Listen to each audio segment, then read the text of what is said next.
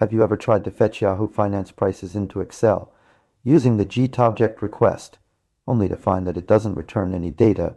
You're not alone. Many users have struggled with this issue, and it's not just a matter of tweaking a setting or two.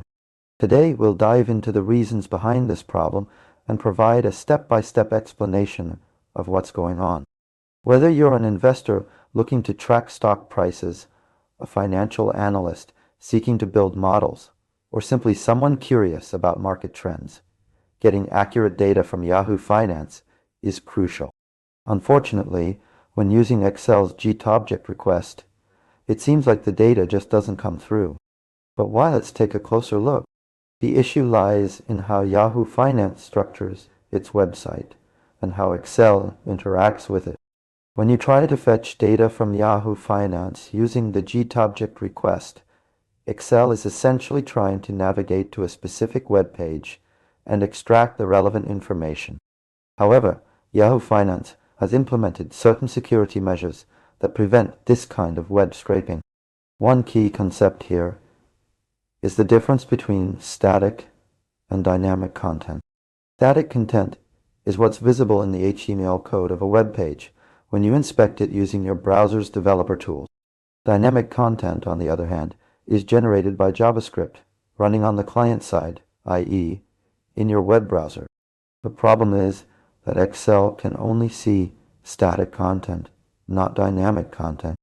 Yahoo Finance uses JavaScript to load its data dynamically, which means that when you try to fetch it using GetObject, Excel can't see any of that data.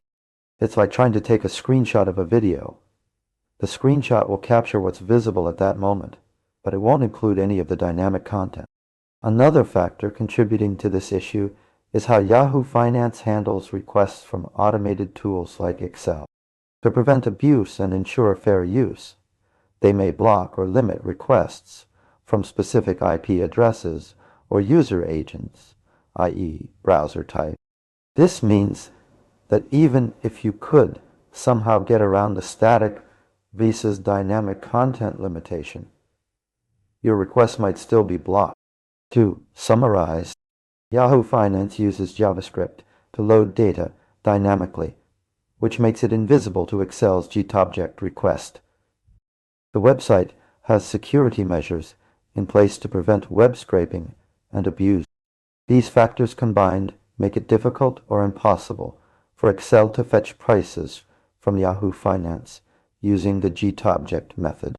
That's a wrap on our exploration of why Yahoo Finance prices don't return with Excel's GetObject request. Yeah, we hope this explanation has helped you understand the underlying reasons behind this issue. If you have any further questions or insights, please leave them in the comments below. Don't forget to like and subscribe for more content related to finance, technology, and data analysis. What workarounds do you use when faced with similar challenges? Share your experiences, and let's keep the conversation going.